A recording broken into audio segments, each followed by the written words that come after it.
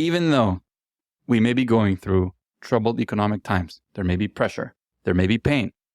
If we can show up to work, to think outside the box, to be creative, to rally around new ideas, that can lift the spirits of the team members and create a culture that is even better than the one we had before.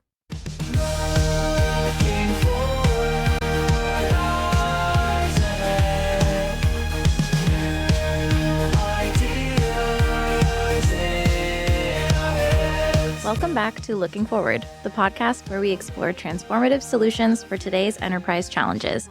I'm Jen, Director of Operations at Ampersand Consulting. And I'm Alejandro, CEO of Ampersand Consulting.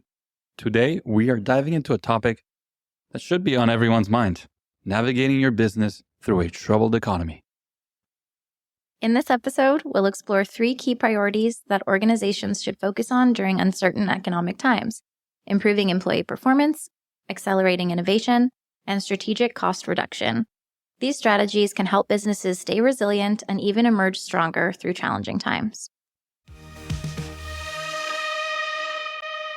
Economic downturns are incredibly tough on businesses. We've seen firsthand how they can shake the confidence of even the most seasoned leaders. But what's interesting is that while some companies struggle to stay afloat, others find ways to adapt and come out on top. Absolutely, Jen. It's not as effective to stretch everyone thin across various initiatives and approaches. It's about prioritizing in the right area to ensure long-term success. And that's what we're here to discuss today. We're going to break down how prioritizing employee performance, innovation, and cost reduction can help organizations not only weather the storm, but position themselves for future growth. AJ, there's this great article that we read that discusses how some of the most successful companies have used economic downturns as opportunities to innovate. This article highlights that during the 2008 recession, companies like Apple and Amazon, companies we admire, continued to invest in innovation, which played a crucial role in their long-term success. This aligns perfectly with our discussion today. Focusing on innovation, even when the economy is struggling, can set businesses up for future growth. The article also mentions that economic downturns can actually be a catalyst for innovation because they force companies to rethink their processes and find new ways to create value. This is exactly what we'll be exploring today: how to turn challenges into opportunities. Love it. Here's an interesting statistic to set the stage.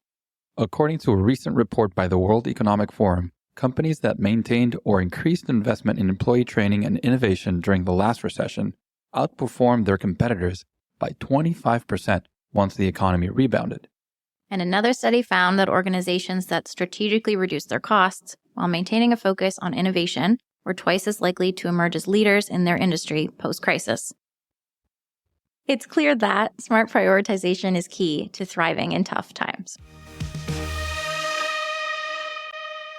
Solution 1. Accelerating innovation, turning economic challenges into opportunities. In uncertain times, we know that it's easy to fall into the trap of playing it safe, but the reality is that innovation is more important in these times than ever. All the data we explored proved that companies who invested in innovation during the last recession outperformed those that did not. I'm not surprised at all, Jen. I'm not. Do I look surprised? I'm not surprised. Economic downturns create opportunities for innovation because they force companies to rethink their processes, products, and services. By leveraging new technologies, businesses can become more efficient, reduce costs, and create new revenue streams. All right, let's talk about the pros and cons of this solution. Pro number 1. It promotes a culture of innovation. Even though we may be going through troubled economic times, there may be pressure, there may be pain. If we can show up to work, to think outside the box, to be creative, to rally around new ideas, that can lift the spirits of the team members and create a culture that is even better than the one we had before as we came in. For sure. On the con side, however, there can be implementation challenges. So rolling out new technologies can be not only expensive, but complex and time-consuming, and can potentially divert focus from other critical areas that might be more important to the business. Yeah, can't argue with that. There's always implementation challenges. Mm-hmm. But here's another pro. Enhancing competitive advantage. Organizations that innovate during tough times are more likely to emerge out of the tough time as a market leader, having developed new capabilities and new offerings. However, there is an uncertain ROI. So in these uncertain economic times, it can be very difficult to predict what the return on investment from these innovation projects is. This might make employees more anxious about the future as well. Important things to manage and understand during troubled times. However, implementing innovation around technology tends to come with a maximization of data utilization. By accelerating the use of data and analytics, companies make more informed decisions and optimize their operations in real time, leading to better outcomes. The more we see, the more we track, the better we can manage the business through troubled times. Yeah. And sometimes I think in this area, companies that are just kind of, running complacently aren't utilizing data to their advantage. And so this could be like a level set for them to kind of, level up.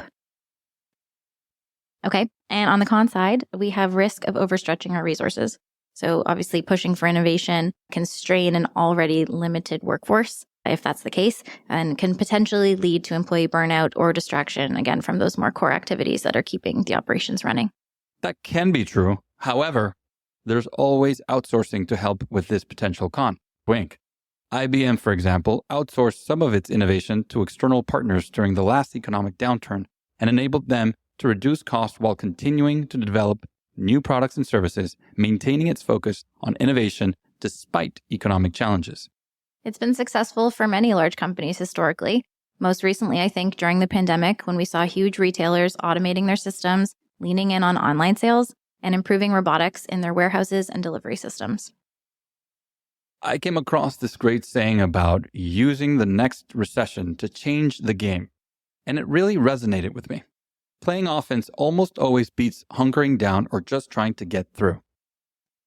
Looking forward, we predict that more organizations will be equipped to embrace these challenging periods as an opportunity for strategic repositioning and will shift profit dynamics and industry leaders thanks to embracing technology, AI, and innovation. All right, let's talk about solution 2, prioritizing employee performance as the foundation for resilience and growth. In times of economic uncertainty, one of the best investments an organization can make is in its people. Improving employee performance through training, upskilling, effective communication, and boosting morale is essential for maintaining productivity. I completely agree with you. You know that this is something I'm all pros about.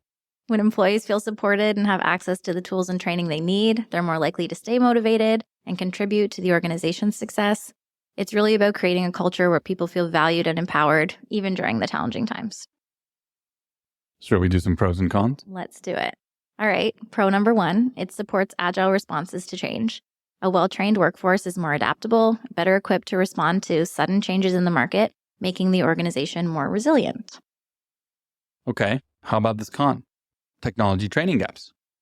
If the focus is only on immediate needs, there might be a gap in training employees on emerging technologies that could be crucial in the future. Because we're in troubled times, we might not be thinking such long-term thoughts or planning on long-term training, and we may be only training for the short term. Okay, but it can enhance productivity on the other end. Well-trained employees are more effective and efficient in their roles, which can lead to improved overall productivity when resources are limited. Here's another con. Implementation challenges. Rolling out new training programs can be challenging if the organization lacks the necessary infrastructure or expertise. And given the likelihood of low morale, high tension, being stretched too thin, training can be very difficult to implement during troubled times. Yeah, I think one of the hardest parts is finding the time. When everyone's already working 40-hour weeks, when do you find the time to train? Yeah, 40-hour weeks. 40 plus. All right, let's go back to the pro side. It does reduce turnover. So by upskilling and providing growth opportunities, companies can retain their top talent, reducing the costly cycle of turnover and recruitment. Yeah, that's a good one. Here's another con. Time commitment, right? Employees need to participate in training because training doesn't happen without the employees, which can temporarily reduce their productivity, especially if workloads are already high. Yep. So it's not just time. I think it's also the attention, right? They might have the time, but their attention may be otherwise. especially in the remote world. It's hard to grab anyone's full attention. I think this is what the expression, the only way out of a troubled economic time is through. There's no easy way out of it. Yeah, you're right. And I also really believe that if a company is serious about adapting and innovating, like we've been discussing, they really can't afford to overlook the importance of training and enabling their existing workforce. Innovation isn't just about introducing new technologies or processes. It's about ensuring that your team has the knowledge and skills to actually implement and leverage those innovations effectively. Let's take a simple example. If your business relies heavily on sales, then giving your sales team the right training and tools will naturally lead to better performance and higher sales. The same principles apply when you're looking to innovate. Your people need to be equipped to handle new technologies and approaches. Otherwise, you're just scratching the surface of what's possible. I see where you're coming from, Jen, but I think it's important to consider that upskilling isn't always a straightforward solution. There's a significant investment of time and resources involved, and during economic downturns, those resources are often limited. While it's true that aligning employee skills with future technology needs can drive innovation, it's equally critical to ensure that these efforts don't divert attention from immediate operational needs. It's a balancing act. Companies need to be strategic about where they invest their resources to ensure they're not only preparing for the future, but also maintaining their current stability and performance. Looking forward, we predict that organizations are going to take this opportunity to reskill versus upskill their workforce during this particular scenario that's looming, in order to pivot and keep up with the shifting market demands. Yeah, I like the word reskill instead of upskill because it's suggesting not only being forward-looking, but introducing those new technologies and innovations that probably come with a whole new set of skills. Another word that comes to mind when I hear reskill versus upskill, and just generally in this discussion, it's a word that we haven't mentioned yet, but it's a word that's near and dear to our hearts, and it's the word optimism. If you are just doing what you can in the situation and trying to swim against the current, and that's not very optimistic. But if you're finding different paths, different ways, and different pivots for your organization to thrive in the future, now that can take your business to a whole nother level. For sure. It takes bravery, but it's definitely the best thing that you can do. Okay, let's talk about the third solution, which is strategic cost reduction for ensuring survival without sacrificing growth. While cost reduction is often the first thing that companies think of during an economic downturn, it's important to approach it strategically. The goal should be to cut costs in a way that strengthens the organization in the long term, rather than just short-term savings. We keep saying this over and over again in different ways, but there's a difference between cost cutting and cost efficiency. Yeah, definitely. That's right. It's about right-sizing the organization. It's not about just slashing budgets. By being strategic about cost reduction, companies can maintain their core capabilities while also freeing up resources to invest in areas that will drive future growth, like we've been discussing above. Although what we're talking about today is very much about immediate actions, it's important to not just focus on short-term savings here and forget about the long-term risks like losing irreplaceable talent or neglecting quality in the name of savings. Should we do some pros and cons here? All right, I'll do the pros on this one. Okay. Pro number one, the most obvious pro in the history of looking forward. Cost reduction frees up capital, and we'd like to think that it frees it up for innovation. So strategic cost reduction can free up capital that can be shifted to be reinvested in innovation and technology, which might help position the company and organization for future growth. Correct. However, on the con side, there is a risk of employee burnout. If cost reduction leads to staff cuts, which it often does, the remaining employees are likely to feel overburdened with additional workload, leading to burnout and decreased morale. Seen that way too many times. But here's a pro. Cost reductions improve operational efficiency by cutting especially redundant processes and optimizing workflows. Cost reductions can actually lead to a more efficient operation, a better use of technology, a more agile organization that's better prepared to face the looming challenges that are coming in the future. But that often comes at a negative impact on the company's culture. Cost-cutting measures can create a culture of fear and uncertainty, undermining employee engagement and productivity, which kind of, goes against that operational efficiency piece. All right. Well, here's another pro. it supports long-term growth. So we've been saying this over and over in this episode, but right-sizing the organization ensures that resources are aligned with strategic goals. So a lot of organizations will take the opportunity that is presented to them by the troubled economic times to go through this exercise of reducing expenses in ways in which they might have already wanted to do for a long time, but just didn't have the urgency, it didn't have the priority or the right climate in order to execute those. So it actually provides them with an opportunity to reduce expenses in places that strategically were not aligned, so that for the future, once we get through the uncertain times, the operational is going to be much more aligned to their strategy. Can be like a level set. Yeah. Okay, fair. However, this one I think is really important. It can diminish brand reputation. Layoffs or early retirements as part of cost reduction efforts can often result in negative brand perception and can damage goodwill, which is a big part of the value proposition for many large organizations. I think here it's important that we talk about how cost cutting or reducing expenses doesn't have to mean layoffs, which is a term that really scares people. Take McDonald's as an example. During the 2008-2009 financial crisis, McDonald's focused on cost-cutting measures such as reducing energy consumption and simplifying their menu offerings to drive efficiencies and cut their costs. In another instance, we were part of a team that had to implement cost reduction strategies during an economic downturn.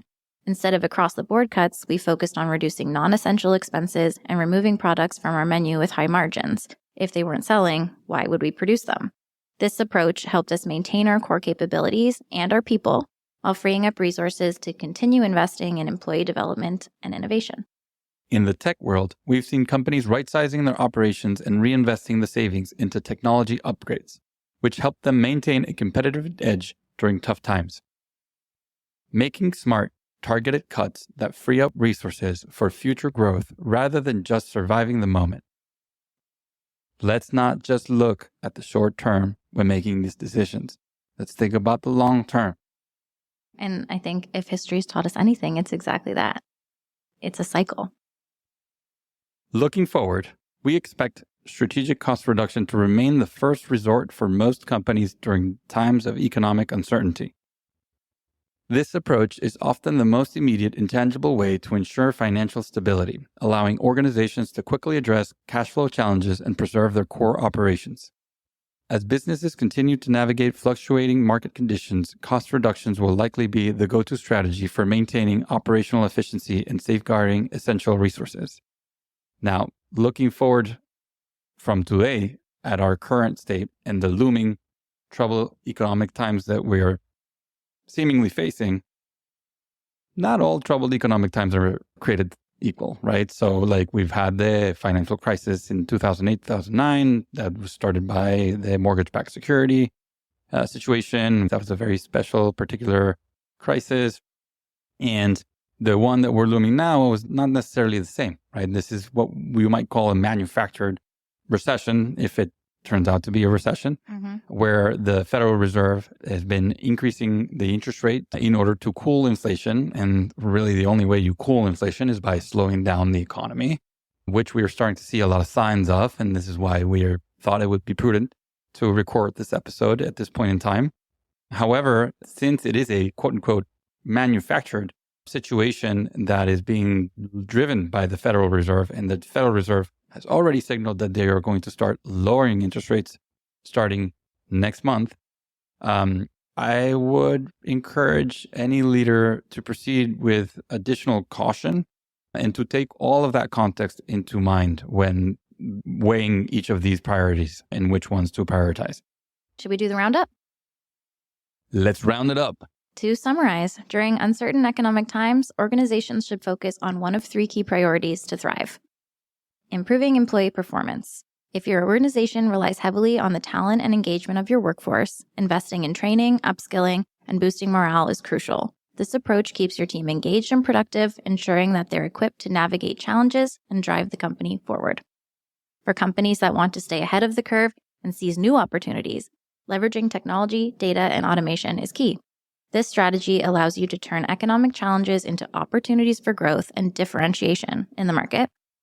And If your business needs to stabilize its financial footing, focusing on right-sizing the organization and reducing non-essential expenses is essential. This approach ensures long-term stability while freeing up resources to invest in areas that will drive future growth. Stay tuned for more insights and strategies in our upcoming episodes. Follow us on LinkedIn for the latest updates and discussions. A special shout out to our dedicated team at Ampersand Consulting for their commitment to helping clients thrive, even in challenging economic conditions. And that wraps up today's episode of Looking Forward. Join us next time as we continue exploring transformative solutions and technologies that are shaping the future. Until then, keep looking forward.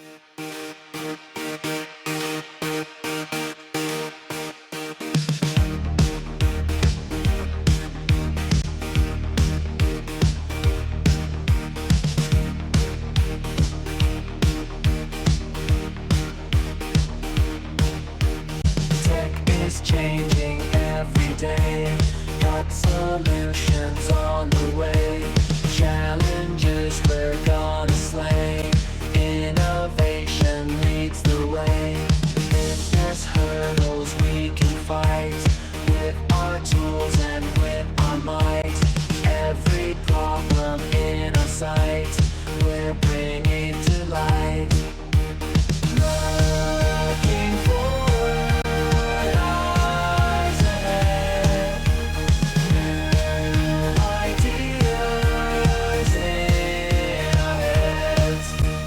Tech will make the future bright. Join us in this endless flight. Every sector, every field, innovation is our shield. Tech potentials now revealed. Broken dreams will soon be healed. Forward thinking always drives, keeps the pulse of business live.